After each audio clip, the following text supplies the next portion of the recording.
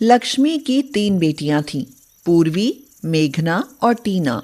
बिना बाप की बच्चियों को लक्ष्मी ने बड़े प्यार से पाला। उन्हें कभी कोई तकलीफ नहीं होने दी। माँ और बाप दोनों की जिम्मेदारियां उसने अकेले निभाईं। पूर्वी सबसे छोटी थी, जो माँ की बहुत लाडली थी। इस वजह से मेघना और टीना दोनों उससे चिढ़ती थीं। माँ, ऐसा लगता है कि मैं और दीदी आपकी बेटी नहीं है। आपकी बेटी तो सिर्फ पूर्वी है। हाँ, आप केवल उसी से प्यार करती हो। ना बेटी, ऐसा कैसे सोच लिया तुमने? तुम तीनों ही मेरी जान हो। पूर्वी अभी छोटी है, इसीलिए मुझे उसका ज्यादा ध्यान रखना पड़ता है। कुछ दिनों बाद मेघना और टीना के लिए राहुल और समीर का रिश्ता आया। वो दोनों सगे भाई थे। उन्हें वो दोनों बहनें बहुत पसंद आईं। लक्ष्मी को घर बैठे अपनी बेटियों के लिए इतना अच्छा रिश्ता आया तो भला वो कैसे मना करती। उसने खुश होकर हाँ कर दी। शादी की तैयारियां होने लगीं। पूर्वी ने कहा, माँ, मैं दीदी की शादी में सिल्क वाला लहंगा पहनूंगी। माँ, ये तो इस तरह तैयारी कर रही है जैसे हमारी ना होकर इसी की ही शादी हो।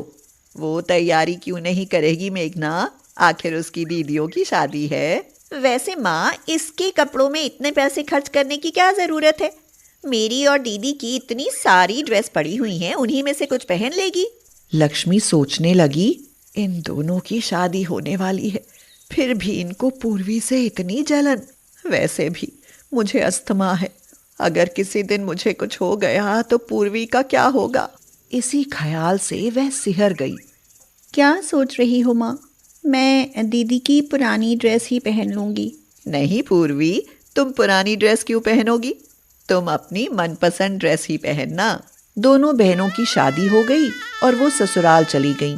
एक दिन लक्ष्मी बोली, पूर्वी, अब जल्दी तुम्हारे हाथ भी पीले कर दूं। कल को मुझे कुछ हो गया तो तुम अकेली रह जाओगी।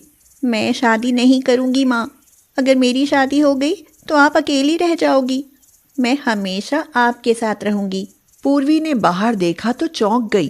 अरे दीदी आप, माँ देखो, दीदी आ गई। आपको तो हमारी याद आती ही नहीं। सोचा हम ही आकर आपसे मिल लें।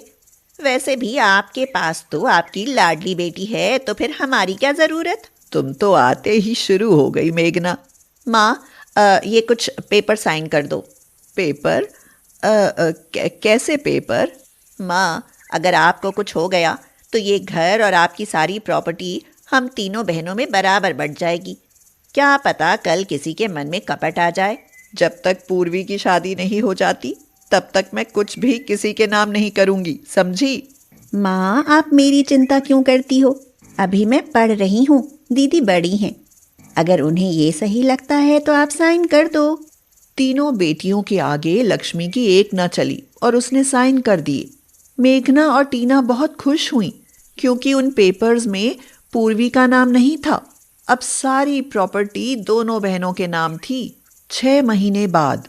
माँ, आपकी तबीयत बहुत खराब है। दीदी को फोन किया मगर कोई भी मेरा फोन नहीं उठा रही। आप थोड़ी हिम्मत करो, मैं आपको अस्पताल ले चलती हूँ। पूर्वी, लगता है अब मेरा अंतिम समय आ गया है।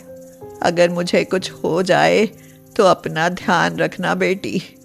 मैं तुझे छोड़कर जाना तो नहीं चाहती, लेकिन मौत के आगे किसी का जोर नहीं चलता बेटी। ऐसा मत कहो माँ, मैं आपको कुछ नहीं होने दूंगी। मैं अभी आपको अस्पताल ले जाती हूँ। पूर्वी बाहर ऑटो लेने गई। जब तक वह ऑटो लेकर वापस आई तब तक लक्ष्मी इस दुनिया से जा चुकी थी। पूर्वी अनाथ हो गई। उसकी माँ हमेशा के लिए इस दुनिया से चली गई थी। लक्ष्मी के अंतिम संस्कार तक मेघना और टीना आ चुकी थीं। अंतिम संस्कार के बाद मेघना बोली, पूर्वी, अब तुम्हें हमारे साथ चलना होगा। अब तुम वहीं रहोगी हमारे साथ। पूर्वी रोते हुए बोली, नहीं दीदी, मैं इस घर को छोड़कर कैसे जा सकती हूँ? इस घर में तो मेरी माँ की आत्मा बसती है। मैं कहीं नहीं जाऊंगी, यहीं रहूंगी अपनी माँ की यादों के साथ। पूर्वी, ये घर अब हम बेच रहे हैं। नहीं दीदी, आप ऐसा कैसे कर सकती हैं? आप हमारे घर को नहीं बेच सकती। इस घर से हमारी यादें जुड़ी हैं। इस घर में हमने माँ और पिताजी के साथ बचपन गुजारा है। मैं ये घर हरगिज नहीं बेचने दूंगी। तुम कुछ नहीं कर पाओगी पूर्वी, क्योंकि माँ ने ये घर साइन करके हम दोनों के नाम कर दिया था। पूर्वी मजबूर थी। वह कुछ नहीं कर पाई और मजबूर होकर बहनों के साथ उनके घर चली गई। पूर्वी हमेशा अपनी माँ को याद करके रोती रहती। एक दिन, ये रोना धोना कब तक चलेगा पूर्वी? अब ये सब छोड़ो और घर के काम में हाथ बटाओ। आखिर कब तक मुफ्त की रोटियां खाती रहोगी? दीदी, मुफ्त की रोटियां मतलब यही कि अब घर के सारे काम तुम्हें करने होंगे।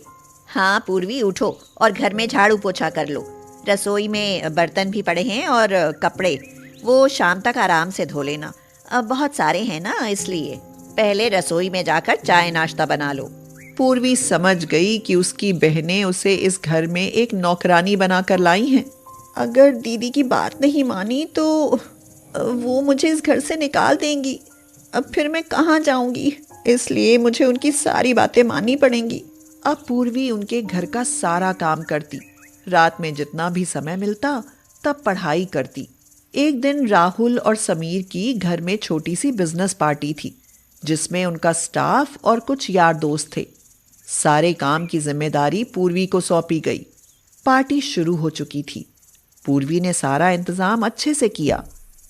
राहुल के दोस्त की बीवी ने पूछा, मेघना, ये लड़की कौन है? अच्छा, ये हमारी नौकरानी है। ये सुनकर पूर्वी को बहुत बुरा लगा। वह अपने कमरे में जाकर बहुत रोई। अब इस घर में रहना उसके लिए बहुत मुश्किल था, इसलिए वह किसी को बिना बताए घर से चली गई। उसे कहीं ठिकाना नहीं मिला, इसलिए वह फुटपाथ पर रहकर भीख मांगती रही और अपनी पढ़ाई करती रही। समय बीतता रहा और एक दिन उसकी मेहनत रंग लाई। उसने एसएससी की परीक्षा पास कर ली। उसके बाद भीख मांगकर पढ़ाई करने वाली गरीब बेटी इनकम टैक्स ऑफिसर बन गई। कुछ दिन बाद, हाय, हम लुट गए, बर्बाद हो गए। क्या हुआ दीदी, आप ऐसे चिल्ला क्यों रही हो? समीर और राहुल के ऑफिस पर पुलिस वालों की रेड पड़ी है। सब कुछ जब्त हो गया, ऑफिस सील हो गया। गार्ड का फोन आया है कि वो लोग अब इधर हमारे घर ही आ रहे हैं। अब ये भी सील होने वाला है। हमें क्या पता था कि ये दोनों भाई गैर कानूनी काम करते हैं। क्या? अब हम कहाँ जाएंगे दीदी? फुटपाथ पर। न जाने किसकी आत्मा का श्राप है जो हमें ये दिन देखने पड़ रहे हैं। दोनों बहनें रो पड़ी। तभी वहां पुलिस आ गई और उन्हें घर से बाहर कर घर सील कर दिया। राहुल और समीर को जेल हो गई। पूर्वी अब सरकारी आवास में रहती थी। जब उसने समीर और राहुल की गिरफ्तारी की तस्वीर अखबार में देखी तो वह खुद को अपनी बहनों से मिलने से नहीं रोक पाई। वह तुरंत उनसे मिलने जाने लगी। उसने उन्हें रास्ते में फुटपाथ पर बैठे देखा। दीदी, आप दोनों यहाँ? ये सब कैसे हो गया? मैंने अभी अभी अखबार में देखा, इसीलिए आपसे मिलने आई। ये सब हमारे कर्मों का फल है। हमने तुम्हारे साथ बुरा किया और नतीजा आज हमारे साथ बुरा हो गया। हमें हमारे कर्मों की सजा मिल गई। हमें माफ कर दो। ऐसा मत बोलो दीदी। आप दोनों तो मेरी माँ के समान हो। आप मेरे साथ मेरे घर चलो। मैं उन दोनों की जमानत के लिए कुछ करती हूँ। तुम्हारे घर? हाँ, मेरे घर। अब मैं गरीब नहीं रही। मैं अपनी पढ़ाई पूरी करके इनकम टैक्स ऑफिसर बन गई हूँ। खुशी के मारे दोनों बहनों ने उसे गले लगा लिया। पूर्वी ने राहुल और समीर की जमानत करा दी। उन दोनों ने कसम खाई कि अब वो ईमानदारी से काम करेंगे। अब दोनों अमीर बहनें अपनी गरीब बहन के बड़प्पन के सामने झुक गईं, क्योंकि आज वह उनसे भी ज्यादा अमीर थी। विपुल और गुनगुन दिल्ली में रहते थे और उनकी एकमात्र मौसी बसंती गांव में। नया साल आने वाला था, इसीलिए एक दिन बसंती मौसी अपनी 12 साल की बेटी मलाई से कहती है, क्यों है मलाई, अगर हम नया साल दिल्ली में तेरे भाई बहन के साथ मनाएं तो कैसा रहे? सच में मजा आ जाए अम्मा। तो ठीक है, आने दे इस मजे को। बसंती मौसी और मलाई दोनों दिल्ली जाने के लिए ट्रेन में बैठ जाती हैं और तभी टीटी आ जाता है और पूछता है, टिकट टिकट टिकट टिकट, आपके पास टिकट है? अगर मैं कहूँ कि टिकट है तो क्या छीन लेगा तू? तू सयाना है तो मैं भी बसंती मौसी हूँ। और बहन जी, मैं रेल का टीटी हूँ, टीटी। टिकट तो दिखाना ही पड़ेगा ना। ओ, तू टीटी है रेल का? तो ले भाई, देख ले टिकट। बसंती मौसी का रिकॉर्ड है, बिना टिकट के तो कभी ना चले। हाँ हाँ, समझ गया। बसंती मौसी मलाई बेटी के साथ दिल्ली पहुंच जाती हैं और फिर एक सब्जी की ठेली वाले को एक कागज का टुकड़ा दिखाते हुए पूछती हैं, भाई जरा बता तो ये जगह कहाँ पड़ेगी? ये तो बहुत ही दूर है बहन जी। बहुत दूर? क्या पाकिस्तान में है? होगी तो दिल्ली में ही ना। हाँ, है तो दिल्ली माहिर। यहाँ से 2 किलोमीटर दूर है। ऑटो करके चले जाओ। ऑटो? ये कोई लोकल हवाई जहाज है क्या? अरे नहीं अम्मा, 3 पहियों वाली फटफटिया गाड़ी होती है। तभी वहां एक ऑटो आ जाता है और सब्जी वाला उसे देखते ही कहता है, लो, आ गया ऑटो। ये ऑटो है या डिबिया? देख तो मलाई, कैसी मकौड़ी सी दिखती है। अब हंसो मत अम्मा, जल्दी से बैठो। ठीक है ठीक है। लो भाई ड्राइवर, हमें इस पते पर पहुंचा दो। राम भला करेगा तेरा। 200 रुपया लगेगा जी। 200 रुपए की बात सुनकर बसंती मौसी को हाई वोल्टेज का झटका लगता है और वह ऑटो चालक को आश्चर्य से देखते हुए कहती हैं, अरे हमने तेरी ऑटो ना खरीदनी भाई, हमें तो बस इस पते पर जाना है। भाड़ा बता क्या लेगा? भाड़ा ही तो बता रहा हूँ। 200 रुपये भाड़ा? अरे जा जा, फूट पड़े अपनी इस मकौड़ी को लेकर। मलाई चल बेटा, पैदल ही चलते हैं। चलो अम्मा, 2 किलोमीटर कोई दूर थोड़ी ना होए है। इतनी दूर तो हम भागी भागी से चली जाएंगी। और 200 का नोट भी तो बच जाएगा। क्यों, ठीक कहा ना? बिल्कुल ठीक कहा अम्मा। सड़क पर इधर उधर नजर घुमाते हुए दोनों कुछ देर बाद उस पते पर पहुंच जाती हैं। तभी बसंती मौसी की नजर सामने दीवार पर लगे टीवी पर पड़ती है और वह खुद को टीवी में देखकर भावुक हो उठती हैं और कहती हैं, अरे देख देख मलाई, तेरी माँ टीवी पर आ गई। इस वक्त तेरी नानी टीवी देख रही होगी तो समझ ले गदगद हो जाएगी। हाँ। वो क्यों अम्मा? अरे वो इसलिए कि तेरी नानी मुझे बचपन से ही टीवी पर देखना चाहती थी ना। आज उसका सपना पूरा हो गया। यह सुनकर मलाई जोर जोर से हंसने लगती है और उसे हंसते देख बसंती पूछती है, अरे तू पागलों की तरह क्यों हंसने लगी? हंसू नहीं तो और क्या करूं अम्मा? वो टीवी नहीं, सीसीटीवी है। पर है तो टीवी ही ना। मुझे खुद को टीवी में देखने का मौका तो मिला। अब चलो अम्मा। हाँ हाँ चल। तभी वहां गार्ड आ जाता है और उनसे पूछता है, आपको किसके घर जाना है? भाई हमें विपुल और गुनगुन के घर जाना है। मैं उनकी बसंती मौसी हूँ। ठीक है, 3rd फ्लोर पर 2 नंबर दरवाजे पर बैल दो। भाई बैल कैसे दे सकते हैं? वो तो हम लाए ही नहीं ना। भला ट्रेन में बैल को कैसे लाते? अरे अम्मा, वो बैल नहीं, इनका मतलब घंटी है। दरवाजे पर घंटी बजाओ। पर घंटी भी कहाँ है बेटी?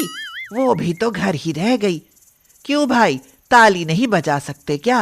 अरे माफ करो मौसी, जाओ, जो बजाना है जाकर बजाओ। मलाई बसंती मौसी से ज्यादा समझदार थी। वह डोर बेल का मतलब समझती थी, इसीलिए दरवाजे पर जाते ही डोर बेल बजाती है। अरे बसंती मौसी, आप? मैं अकेली नहीं बेटी, मलाई भी साथ लाई हूँ। नमस्ते दीदी। हाँ हाँ ठीक है, आप दोनों अंदर आइए। बसंती मौसी और मलाई दोनों अंदर आकर बैठ जाती हैं तो गुनगुन कहती है, सुनाओ बसंती मौसी, कैसे आई? बेटी ट्रेन से उतरकर पैदल आई। अरे मौसी, मेरा मतलब है कि अचानक कैसे आना हुआ? दीदी, हमारा आन अचानक नहीं हुआ, हम सोच समझ कर आई हैं। मलाई ठीक कहती है गुनगुन बेटी, हम तुम्हारे साथ नया साल मनाने आए हैं। यह सुनकर तो गुनगुन का माथा ठनक जाता है और वो कहती है, लो, इस देसी आफत को नए साल पर ही आना था। खैर, आ ही गई हैं तो अब खातिरदारी तो करनी ही पड़ेगी। मौसी, क्या खाओगी? बेटी, खाना खाऊंगी। दीदी, मैं भी खाना ही खाऊंगी। मेरा मतलब है कि खाने में क्या खाओगी? नूडल्स, पिज़्ज़ा या छोले भटूरे, क्या खाओगी? बेटी, सब खा लेंगे, थोड़ा थोड़ा। जल्दी से ले आओ।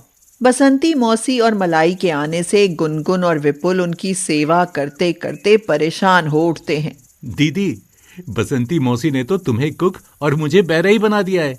पकाओ और खिलाओ, मुझसे नहीं होता। अरे भैया, सगी मौसी है, ऐसे घर से भगा भी तो नहीं सकते। पर ये सब सह भी तो नहीं सकते। यह कहते कहते विपुल सिर खुजाने लगता है और तभी गुनगुन को उसके बालों में जुएं नजर आती हैं। हाय रे, तेरे सिर में तो जुएं हो गई हैं। जुएं? ये कैसे हो सकता है? मैं तो रोज शैम्पू से नहाता हूँ। तभी बसंती मौसी हंसते हुए कहती है, ये जुएं जरूर मलाई के सिर से आई होंगी बेटा।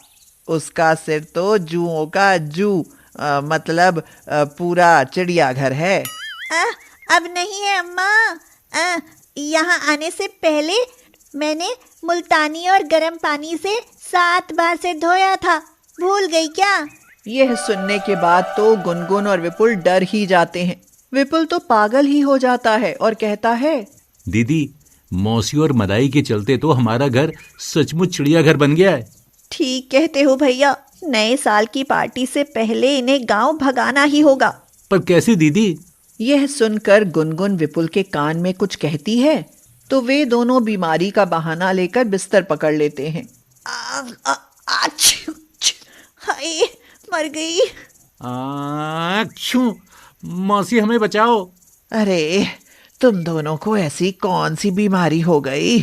मौसी, डॉक्टर चमेली आ रही हैं, इस बीमारी के बारे में वही बताएंगी। अरे, कल तक तो चमेली को गोबर के कंडे पाथने ना आते थे, आज चमेली डॉक्टर कैसे बन गई? ये गांव वाली चमेली नहीं है मौसी, ये शहर वाली चमेली है। तभी डॉक्टर चमेली आ जाती है और गुनगुन और विपुल की जांच करके कहती है, हाय हाय, आप दोनों को तो नए वाला कोरोना हो गया है, आपकी जान को तो खतरा है। मैं बोलूं, ये कौन सा कोरोना है? ये पहले वाले कोरोना का मौसा है। क्या इन कोरोना वरोना के भी मौसा होते हैं? आप भी तो विपुल और गुनगुन की मौसी है ना, फिर कोरोना का मौसा क्यों नहीं हो सकता? मैं तो कहती हूँ आप तुरंत अपने गांव लौट जाइए, यहाँ जान का खतरा है। यह सुनते ही बसंती मौसी और मलाई बेरंग चिट्ठी की तरह गांव लौट जाती हैं और गुनगुन और विपुल धूमधाम से नया साल मनाते हैं। मगर बसंती मौसी भी कोई कम नहीं थी, पार्टी में हाजिर हो जाती है। गुनगुन हैरानी से पूछती है, मौसी, आप? हाँ, मैं देखने आई कि कोरोना का मौसा ताकतवर है या मैं गांव वाली। वो तो आप ही हैं मौसी। तो अब समझ गए ना भैया, हम गांव वाले भी अक्ल रखते हैं। यह सुनकर गुनगुन और विपुल बड़े शर्मिंदा होते हैं और फिर बसंती मौसी से माफी मांगते हैं। फिर उस नए साल की पार्टी को सब खुशी खुशी मिलकर मनाते हैं।